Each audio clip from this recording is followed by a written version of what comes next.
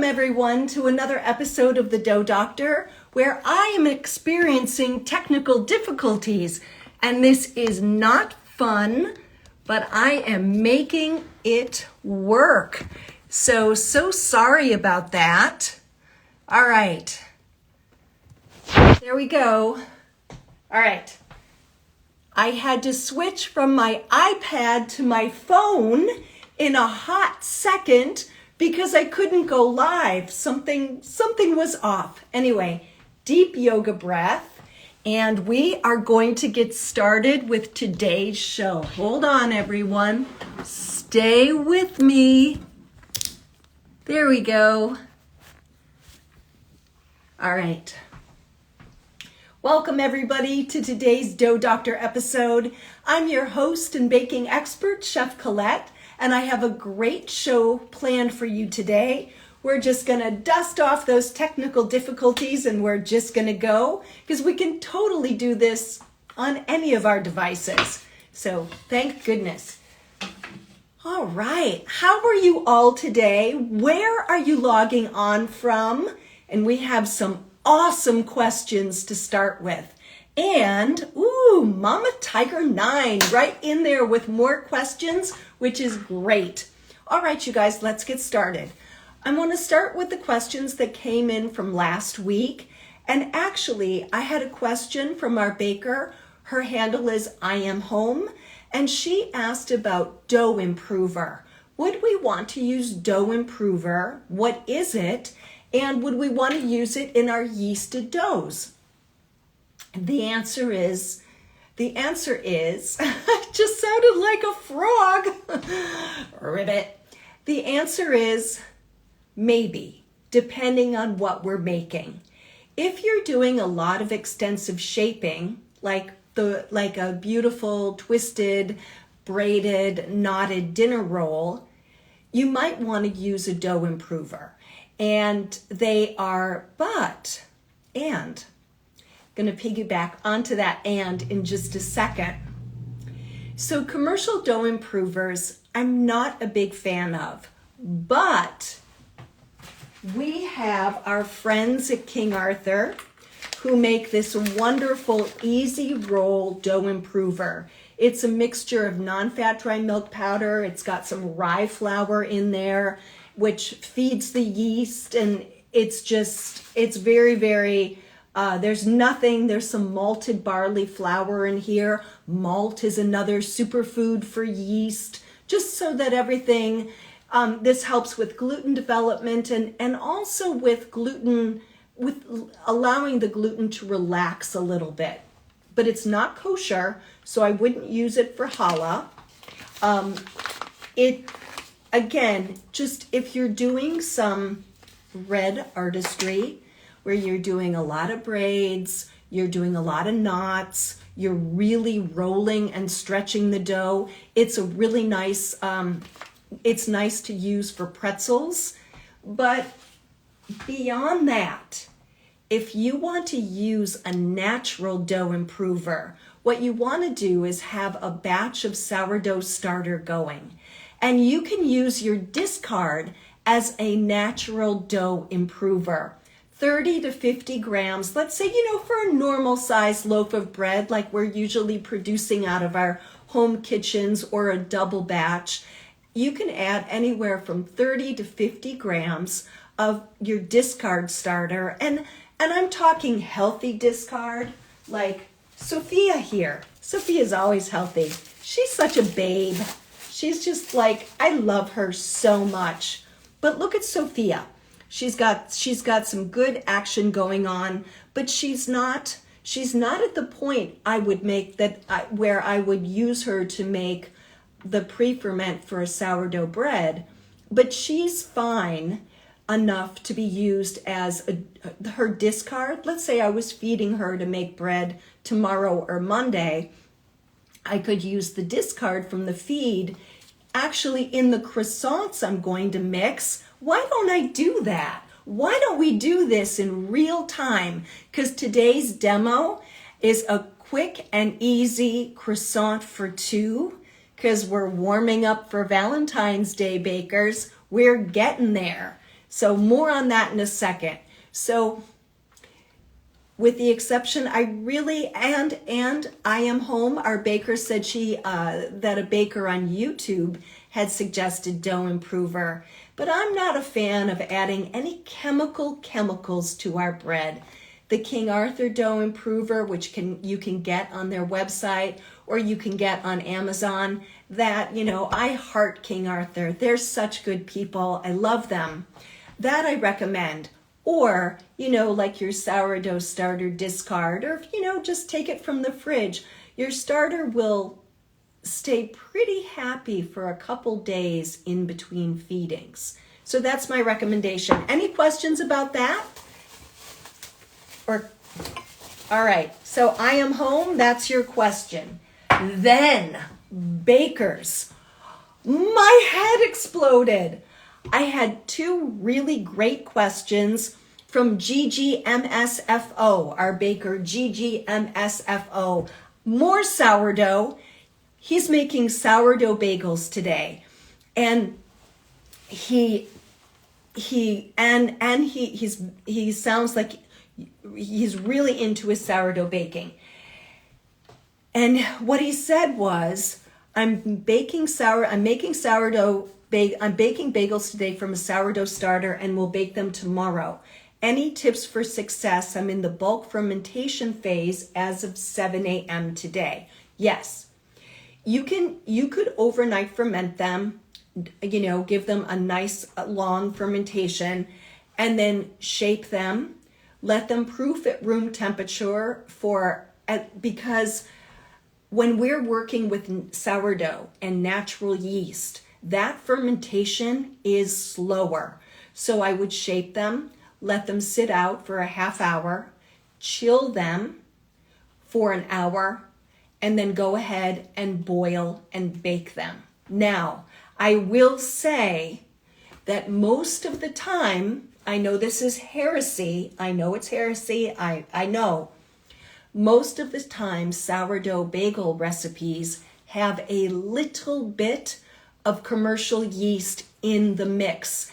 And the reason for this is, and I actually I wanted to show you guys, I set up some commercial yeast and water and I didn't quite get it's instant yeast. So I didn't quite get the science experiment that we sometimes get when we mix, but there's plenty of activity, like it dissolved and there's like a little mushroom cloud underneath the water. So commercial yeast is much stronger. Commercial yeast is bred from a single strain of yeast in the strictest of conditions. There's no bacteria in commercial yeast. Whereas our sourdough starters are all about really good bacteria that give our sourdough bread, the bacteria helps with fermentation and gives our sourdough bread that beautiful, beautiful sour tang that we all want so badly. It works much slower and it is not as tolerant as commercial yeast. And so whether it's instant or active dry, commercial yeast is like a Mack truck. It can handle, and especially instant, it can handle going in and out of the refrigerator and it's still being able to do its thing, where our natural yeast is just more fragile. So we have to, that's why often with a sourdough bagel, we'll bump it with a small percentage of commercial yeast to help the sourdough, along, give it a buddy to bump it up. All right. Now, second question from GGMSFO, and I hope that helped about the bagels. Just kind of nurture it. Don't put it through another long fermentation. Shape and bake. Shape, proof, chill, and bake tomorrow. Why do we chill before we boil our bagels? I know we just went through bagels, but we do that so they don't overproof in the water. If we threw them in at room temperature, they'd get really, really puffy and it would not be good. All right. The next question from GGMSFO was about sourdough pizza dough. He had frozen some sourdough pizza dough and it lost all its vitality. And yes, it would. Sourdough doughs made with natural starter, do not freeze well. Because again, they lack that strength and tolerance of commercial yeast. The piggyback question was, is it revivable? The answer is no. So if you're going to make a sourdough pizza dough, it's perfectly beautiful and fun to do start to finish, but don't throw it in the freezer like we did last week with the pizza that we made in class, not in class, it feels like class, but that we made on the show. And I got some beautiful pizzas. You guys just jumped right in and made some really, really beautiful pizzas. Our baker, Peggy, she sent some lovely photos. So of some gorgeous pizza with a beautiful bake. So I'm so inspired. Please remember to tag me in your bakes, because as I always say, and it's the God's truth, I love to see your beautiful work. All right. So what did we learn? Let's recap for GGMSFO. Well, we recapped the bagel already, but with 100% naturally yeast leavened doughs, we can't expect them to freeze. We're just going to have to basically start to finish them. Let them have their fermentations in the fridge, but they just can't go that distance of spending a month in the freezer. Like the dough I just pulled out will be fine in the freezer. They just aren't, they're wonderful, but they're just not as strong. All right. And then I've got a question from Toot to Sweet Pea. Hi, Chef Colette. I have a question about ovens. Conventional versus convection, and which type is better for baking pastries like Danish and croissants? Convection. If you have access bakers to a convection oven and you are baking croissant or Danish pastry or anything like puff pastry, any layers, you want to use your convection setting, because that forced air that is circulating through the oven does help a little bit with lifting those layers. Now, that doesn't mean you go out and buy a convection oven. No. We still get excellent results with our conventional oven right here behind me. My Frigidaire vintage 2013 oven gives me beautiful croissants. As a matter of fact, in my post for today's show, calling you all to the show, the croissants, the croissant in the photo were baked in this oven, right in this little kitchen by my own little hands. So please don't think, oh my goodness, I need to buy a convection oven to make beautiful croissants at home. No. But if you have that function on your oven, then use it. And you always want to set it to bake convection, not roast convection, because sometimes, oven manufacturers are getting very smart and they're offering us lots of very sexy features on these new ovens.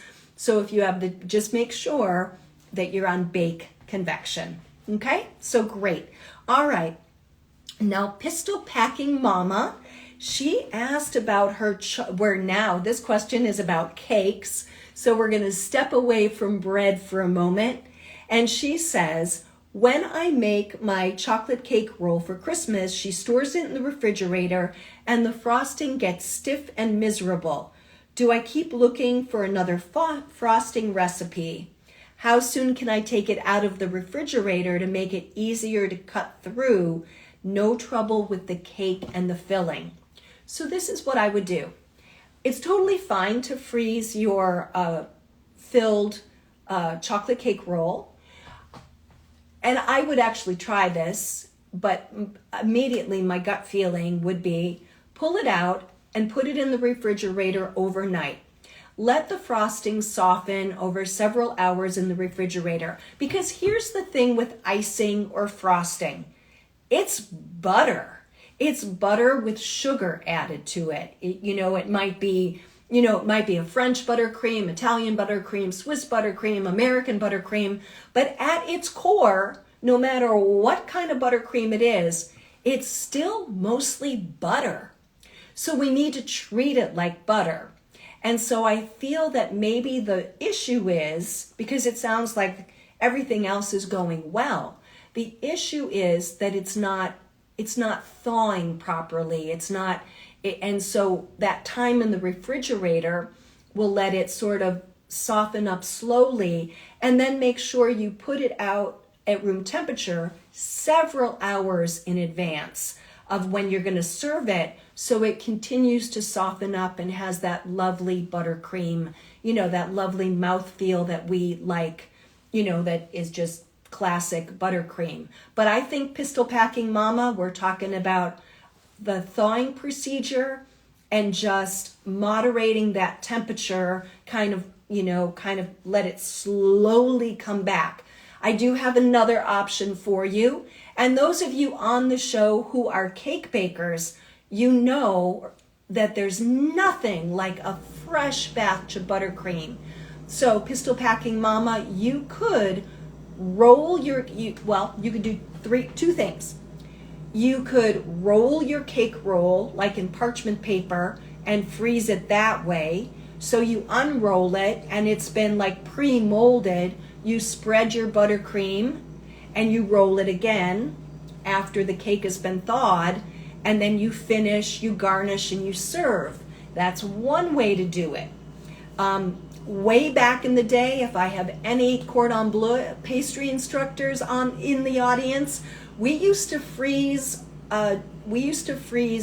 like sponge rolls flat and then thaw them and roll them. It was a little bit trickier than that pre-roll, but those are two options for you. All right? But I have a feeling where so much in baking is about temperature, bakers. And in a professional kitchen, we really learn how to manage. But we don't always get to do that at home, and so that's why I really I like to point that out to you guys, so that you that's in your head. Oh, maybe it's a temperature issue, like the bagels or the pizza dough, and now this buttercream. We just have to learn how to manage our temperatures and when to move, how to thaw, when to move, when to be at room temperature. Okay? Chef Santos, yes, remember, the Chef Santos is in the audience, bakers. He's one of my colleagues from Le Cordon Bleu, and I know he remembers the stacks of sponge cakes from class, and then the next day we would thaw them and roll them. Sometimes we just store them in the refrigerator, because the one thing about cake, it's so full of sugar, we can thaw it in the refrigerator, no problem. All right, thank you, Chef. That's just awesome. All right, Pistol Packing Mama, that's it. It's coming right from the refrigerator. Bakers, we solved it. And then I had a request from Tina. This came in through a DM. We've been talking a little bit about kitchens, and she was watching the archive from last week, and she asked if I would do a tour of my kitchen so that everybody could see really in real time, in reality, even though I think I like to avoid reality, just kidding, kind of the space that I'm working out of, because I know you'll be surprised if you see the actual size of my vintage kitchen. You'll be like, whoa, how does she do it? Anyway, all right, so Tina, I'm going to work on that video, and that'll probably come as a story or a post later, like within the week. All right, let me just check and make sure we don't have any questions. Yes, I did have that. Great. I've got people from Colorado. Whoops. Okay. It's a little bit tricky Oh, thanks you guys so much for waiting for me. You knew I'd show up. All right, so Mama Tiger, let me take your question and then we're gonna sail into demo. So Mama Tiger has asked, what is the difference between rough, puff, short crust, and puff pastry? All right, so what's the difference between rough puff, short crust, and puff pastry? I'm gonna take short crust first. Short crust is a tart dough, usually used for tarts because it's short and it doesn't have a lot of extensibility. It's like shortbread. So it's more of a short crust is more of a cookie crust, and it's very tender. It melts in your mouth. If it's not overworked, it yields with the fork.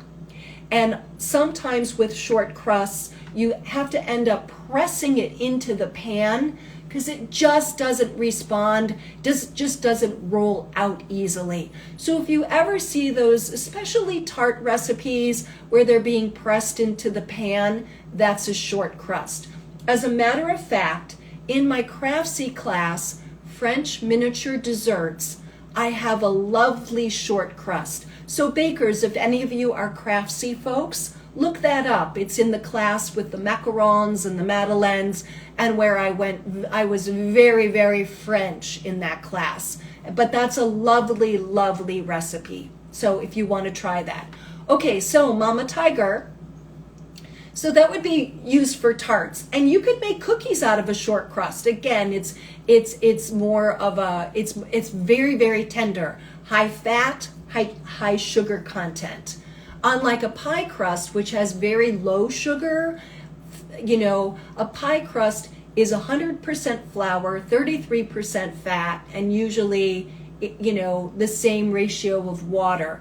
We add a little sugar to pie crust for a little bit of flavor and to aid in caramelization, but we can roll that sucker for days because it's more extensible, because the sugar isn't in there to sort of, I don't want to say screw things up, but making, compromising the extensibility. And extensibility is the ability of a dough to roll out, whether that's a crust or a baguette or a croissant. It's all about extensibility. And that's what dough improvers do, is they contribute to extensibility. That's a callback to our first question from I Am Home, which is why we see them so much in commercial bread making. All right, so rough puff is like, I'm going to demo a croissant, which is a laminated dough, and we're going to have a layer of dough and we're going to have a layer of butter. Puff pastry is very much the same, except no yeast. All right, and puff pastry has no sugar in the dough. We bake puff pastry at high temperatures to caramelize the starches in the flour and get those beautiful, gorgeous, golden brown, flaky pastry layers, no matter what we're doing. And for a puff pastry, we use it to make palmiers. We use it to make Napoleons, otherwise known as millefeuille. We use it to make, my brain just exploded. Guys, help me. Puff pastry, turnovers, so many things. Now, rough puff is like biscuits, let me rephrase. Rough puff pastry, instead of having a layer of dough and a layer of butter, and we fold, we put the two together and we fold and roll. Rough puff, the butter is cut into chunks and added in with the flour, very similar to biscuits and scones and pie crust, and then it's given a couple of formal folds like puff pastry, and it's it's called quick puff, it's called chef's puff, because regular chefs, they usually, if they're pressed to make puff pastry, they're not pastry chefs, and they'll just throw down a batch of quick puff. And if your fat is cold and you're super focused and your layers are nice and crisp and you're on your game, rough puff can be just as glamorous and gorgeous as regular puff? Excellent question, Mama Tiger. I think I hit it all, okay? And rough puff can be used for anything that you're going to use puff pastry for, all right? And now more puff pastry items are flooding through my brain, but I'm going to move on because we got a late start, which I am so sorry, but I'm so glad we could recover. So, all right, so we're good. Okay, so now we've been working, now we're going to sail into demo. And we've been working on levels of hydration. And in thinking about Valentine's Day, I mean, usually bakers, I'll do like a Valentine-shaped macaron or you know, something very, very classically romantic, right? But Valentine's Day is on a Tuesday. And even though that is the best night for dates, and all the chefs in the audience are going to go, it's not a great night for Valentine's Day. And let me rephrase. Why is Tuesday a good night to go out? Because everything's fresh. Usually the chefs and cooks have had a day off, and it's the least crowded night, except for this year, it's going to be Valentine's Day. So if you're really into food, I recommend going out on Tuesday nights so you can savor the rest and the effects of the rest and relaxation and the fresh deliveries that the kitchen has experienced that day. All right, so I digress. Back to Valentine's Day. So I was thinking, we've been working on breads, we've been working on hydration, eggs are still expensive. So how about a mini croissant recipe, a small batch, and you could make breakfast for your beloved. Or maybe you have kids, so you have lots of little beloveds running around, but a little bit more earlier in the day, Valentine. And the way we're going to structure it, we're going to make the dough this week. Next week, I'm going to finish them, and the dough is going to go into the freezer, and you're going to see how you can get ahead with croissants. Now, before I go much further, these are quick demos on the show. We don't have a lot of time, and I'm very mindful of your time, bakers. I want to get you back into the kitchen and baking, or whatever you're doing this weekend that brings you joy. I want to get you back to it. So I just want you to know that on Craftsy, I have quite a class on making croissants. It's called Classic Croissants, Modern Techniques. I feel like a Craftsy commercial today, and I don't mean to be, but I want you to know where you can go if you want like a more extensive demo. All right, so in front of me, I have the ingredients for the half batch, and we are at a 62% hydration. So we are just about halfway in between our 60% breadsticks and last week's 65% pizza dough. All right? Now, I love to teach you guys things, especially about ingredients. So this recipe is going to be written using non-fat dry milk powder, or liquid regular milk, or plant-based milk. You can absolutely make your doughs with plant-based milk. Would you like to know my favorite plant-based milks? I'll just tell you. The plant-based milks that I prefer to work with are almond, that's my number one, the unsweetened, or oat. All right? Okay. So but you can, and you may no longer be a person like me. It's just me. I don't buy milk anymore. So I keep non-fat dry milk powder on hand. And what you want to do, if you ever want to do the conversion, and I'll have this in the recipe, You use 7% of the 7% milk powder to 100% of your water. All right. So I've got that figured out. That'll be figured out on the recipe. And it's really a great non-fat dry milk powder is awesome.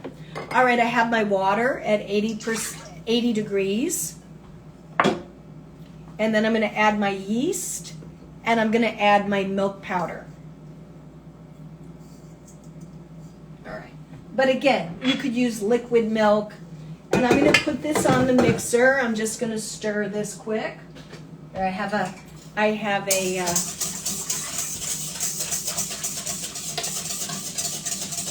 back in the day, bakers used to use milk powder before modern pasteurization, so they didn't have to scald milk before they mixed their doughs, because milk has a protein fragment in it called glutathione that inhibits fermentation, but milk powder is heated and dehydrated, so that protein fragment is disabled. So that's another plug for milk powder. But these days pasteurization is high enough, ultra high temperature pasteurization, so we don't have to worry about scalding milk anymore. But you might have your grandmothers or great-grandmothers or grandfathers or family cookbook where those bread recipes talk all about scalding milk, and that's why. Now you know.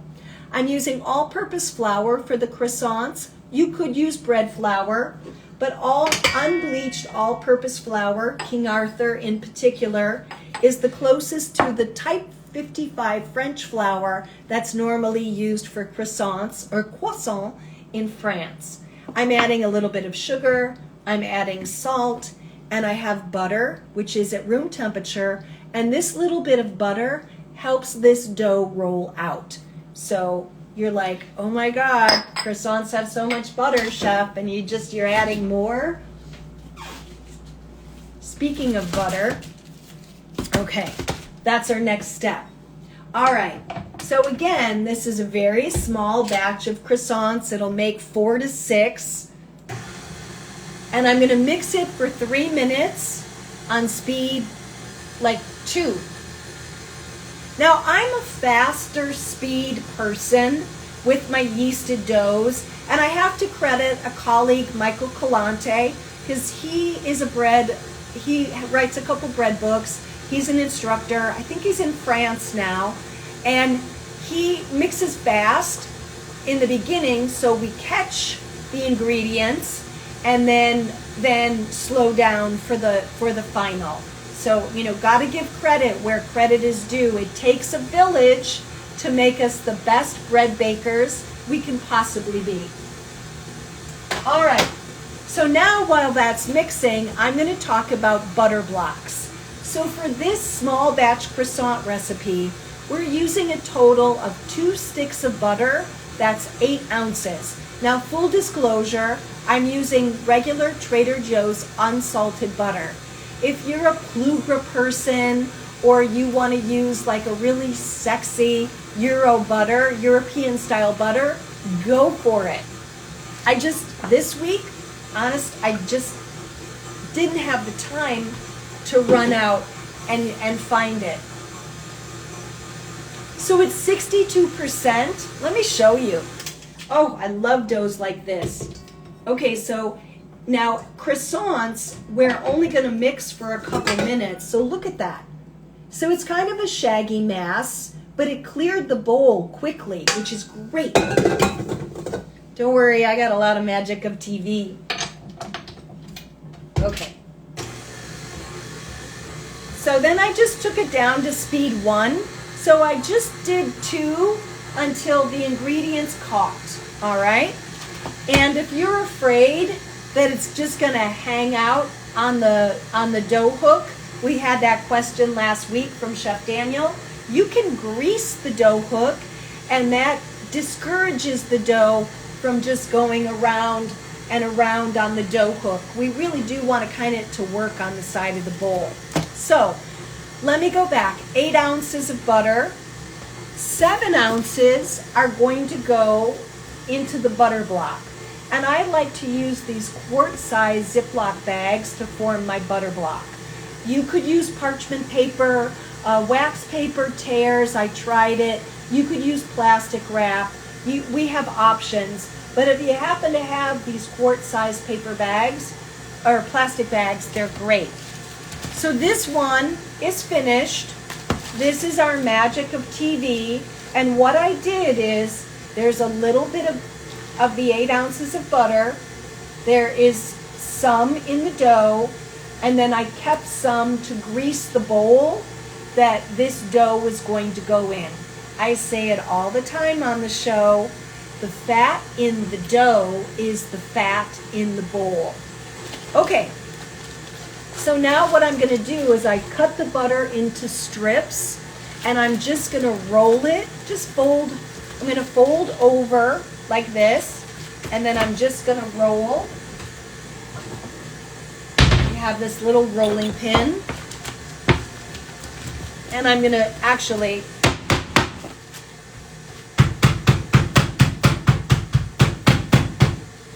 aren't you glad you don't live next door to me? Actually, I'm great to live next door to because I give my neighbors bread, croissants, cherry turnovers. Yeah.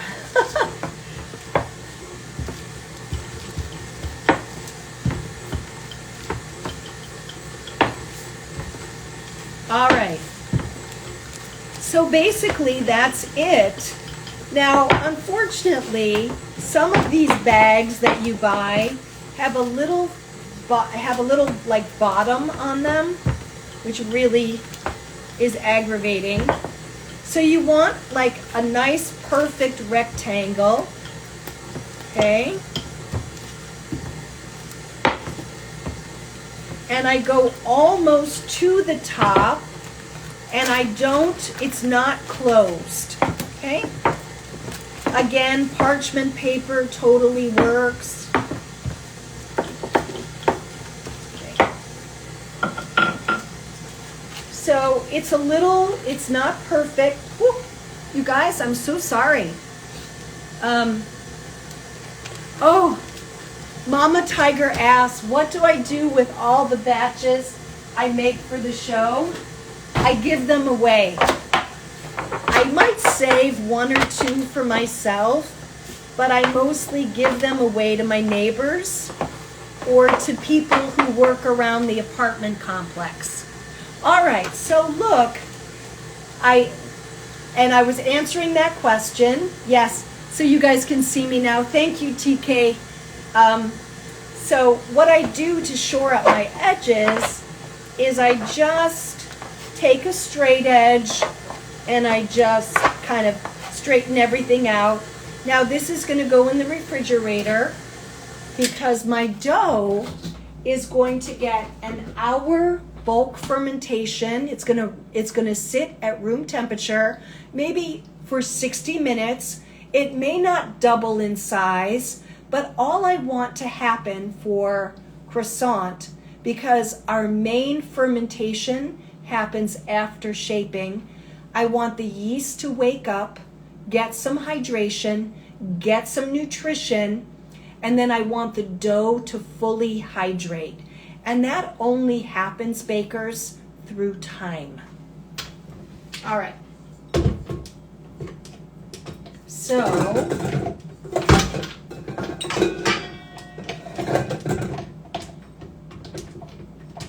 oops. All right.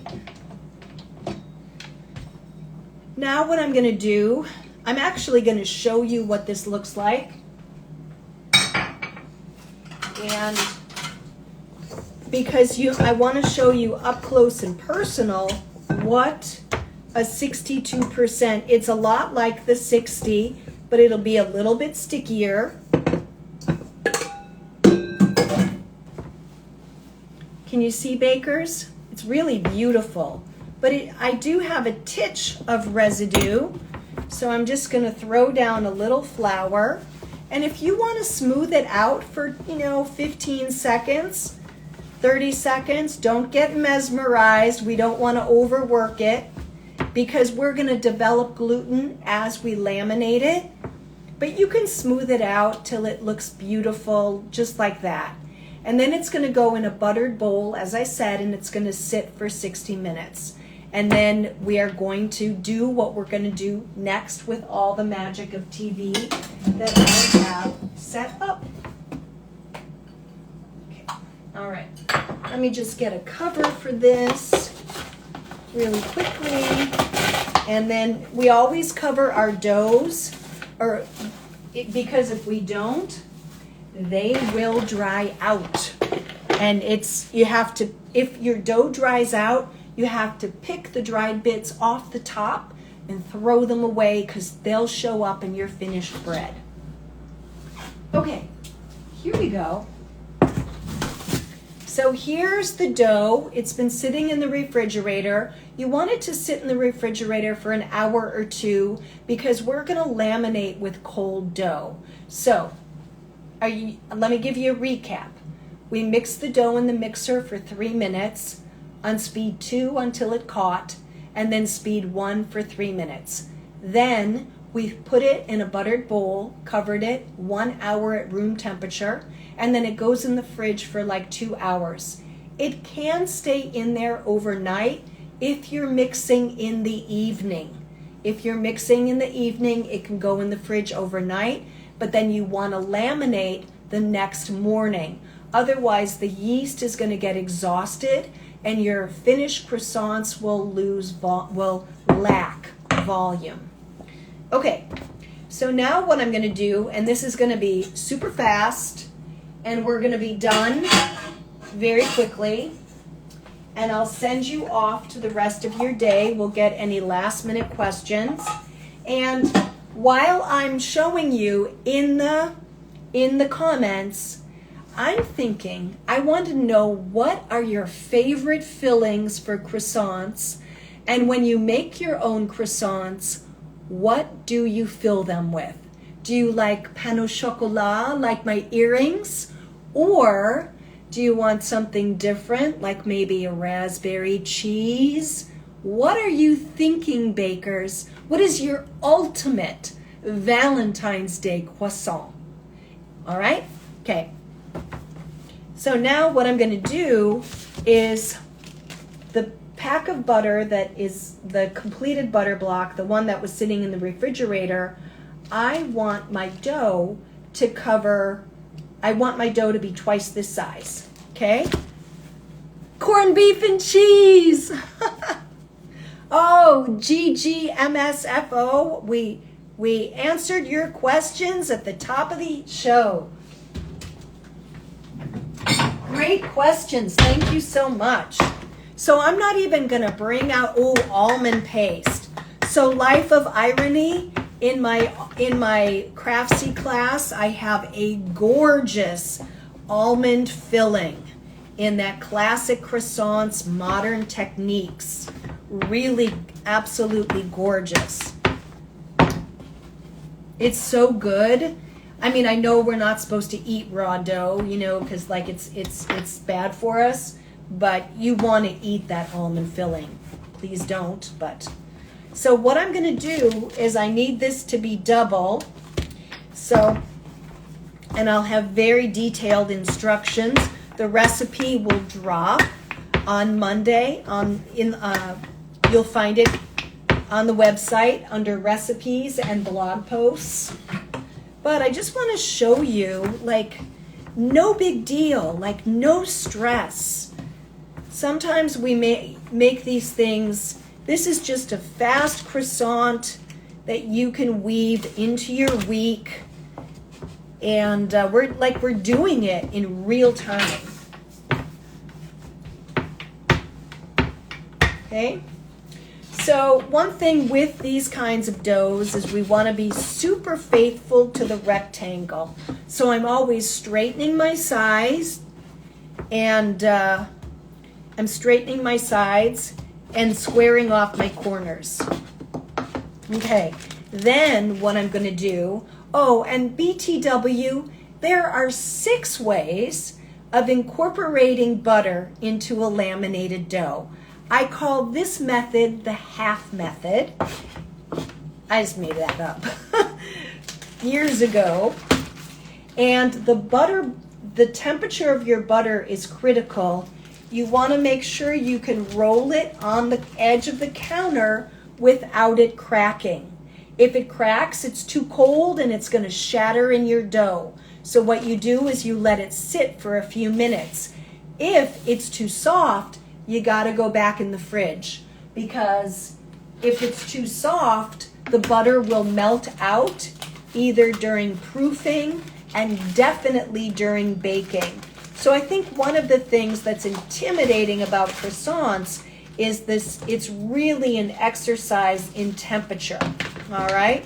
So I am cutting open my bag, and again, you don't have to use a plastic bag, but the measurements, this is like 7 by 8, 7 by 6, and then what we're gonna do is we're gonna just drop the butter onto the dough. And if you guys can see, I have a crack there, okay? So all I'm gonna do is take this plastic scraper and just smooth that over, okay? Now, we always want dough, butter, dough. So I'm gonna make sure that the dough is lined up with the butter. And this is where it gets scary, because everybody thinks, oh my God, the butter's gonna come out, but it won't, because we are at the perfect temperature. So then I'm gonna fold this over like this, okay? So our butter is in. Now, when you know, there's lots of, you know, I do it myself. There's lots of direction that say, with this next step, you have to chill in between the rolling it out and folding it. But we're not going to do that. So just fasten your seatbelts, watch.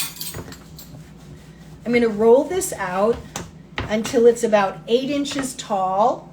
Perfect. Then I'm going to turn it, and I'm going to roll it a 1/4 inch thick. Okay. And you can see that the butter was the perfect temperature because it didn't crack. And all I did was make sure I could roll it on the side of the counter. And also, you all saw that the plastic wrap peeled off beautifully. Now, we laminate at a 1/4 inch. Okay? So I have my rulers, my yardstick cut in half. And what's gonna happen is straighten everything up. You can pull your corners. It's not that fragile. Then I'm going to take my top edge, fold it 2/3, grab a brush away excess flour, and then, whoops, sometimes you have to adjust, fold up. 1. We're going to do this 2 more times, right away. Quick, quick, quick, like bunnies. Okay? All right, let's go.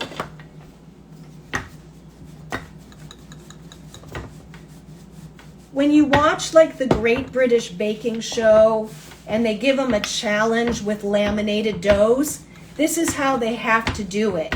Because you couldn't possibly make these in that amount of time without laminating doing one turn after another. Now, if your dough warms up, you have to go in the fridge for a ½ hour.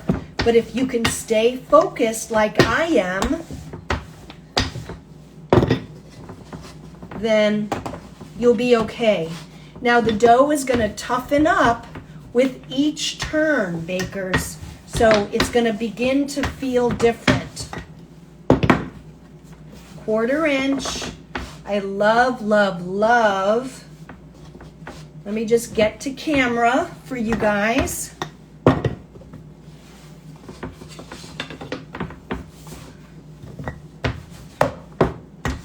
And you notice I'm not throwing any flour down. I don't need it. Okay, you ready? Let's go. Woo! Fold, fold, one more, giving it a quarter turn or a half turn. Isn't this crazy? This is crazy. Mama Tiger, great question.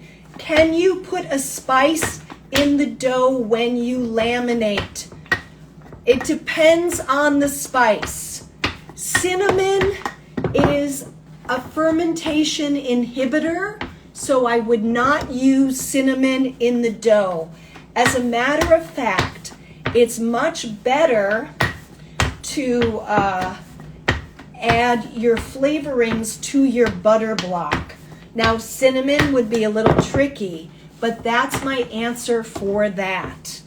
All right, you know, and I've tried it every which way but loose, and I'll tell you, cinnamon is problematic in yeasted doughs.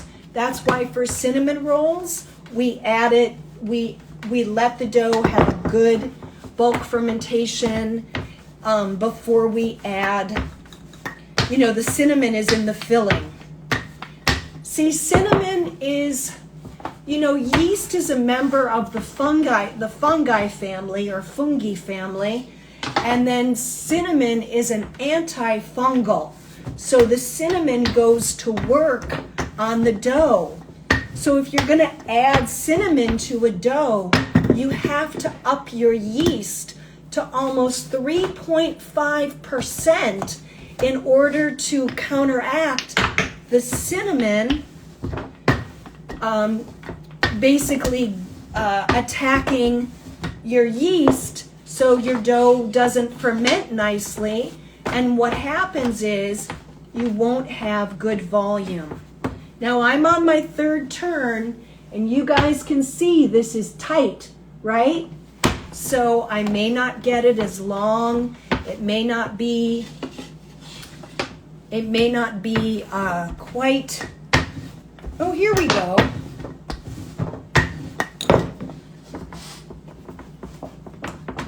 Oh, I forgot to, bakers, I'm so sorry. I get so distracted.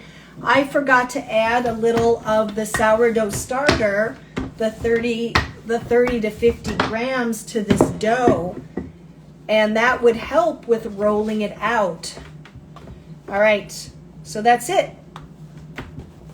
Now, let me show you what's going on. Third turn, I got some tears. See, here and here and here. So you could rest this in the refrigerator in between turns for like 30 minutes. Don't let it get too cold or the butter will shatter. You could do the conventional croissant method. However, for our show, I wanted to show you how quickly you could actually get all 3 turns in, especially if you have your yardstick cut in half as a guide. And then I'm going to wrap this and I'm going to put it in the freezer until next week. So you could do the same and have a nice, credible croissant for Valentine's Day breakfast or brunch or whatever, right?